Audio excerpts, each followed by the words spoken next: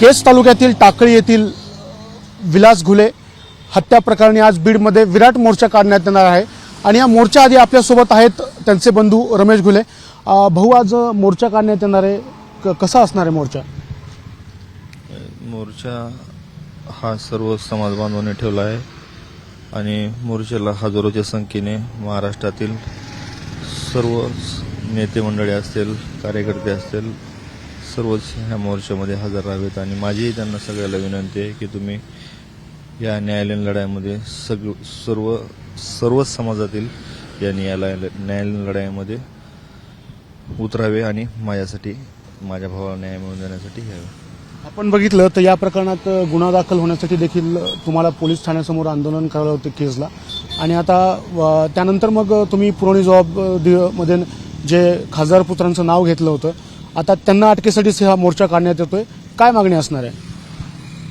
माझ्या भावाने जी घटना सांगितली, मी त्यांना 2 दिवस माझ्या भावाची विटंबना केली. त्याने प्रशासनाला इतकं प्रेशर कोणाचं होतं की 2 दिवस माझ्या भावाची विटंबना करण्याची वेळ आणली.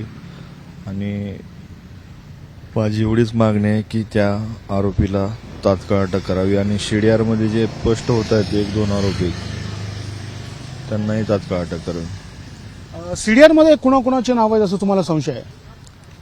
मी दिलंय ते पत्र. आता ते पोलिसांनी स्पष्ट करायला पाहिजे समोर येऊन. त्यांना सगळ्या गोष्टी माहिती आहेत आणि त्यांनीच दाखवल्यात मला. त्यांनीच समोर येऊन सगळ्या गोष्टी स्पष्ट करायला हव्यात. या प्रकरणात 10 आरोपींना देखील अटक करण्यात आलेली आहे. त्यानंतर सीआयडीकडे जो या प्रकरणात तपास देण्यात आला, त्यानंतर सीआयडी देखील आपल्याला इथे येऊन भेटली होती. काय चर्चा झाली त्यांच्यासोबत?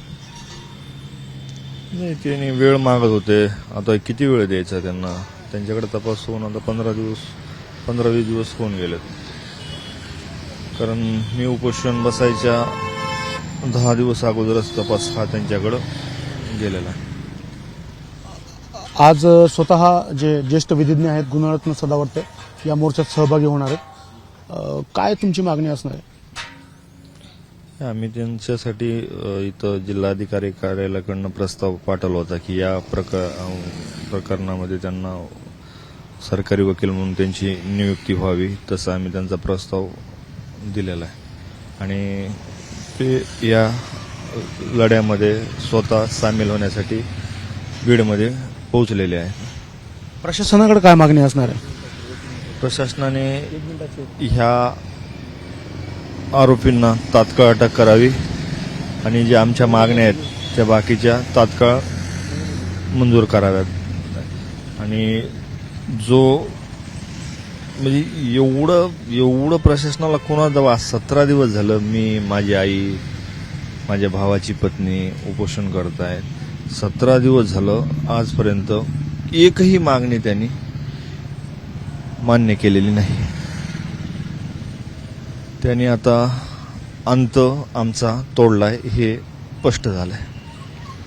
नक्कीच प्रशासनाने आम्ही जे गेल्या मागण्या करतोय या मागण्याकडे लक्ष दिलं नाही, त्यांनी आमचा अंत पाहिलाय असं रमेश घुले यांनी सांगितलं आहे. आणि आज जो मोर्चा निघणार आहे या मोर्चाकडे मात्र सर्वांचं लक्ष असणार आहे. कॅमेरामॅन धनंजय दारुंटेसह मी स्वानंद पाटील, एबीपी माझा, बीड.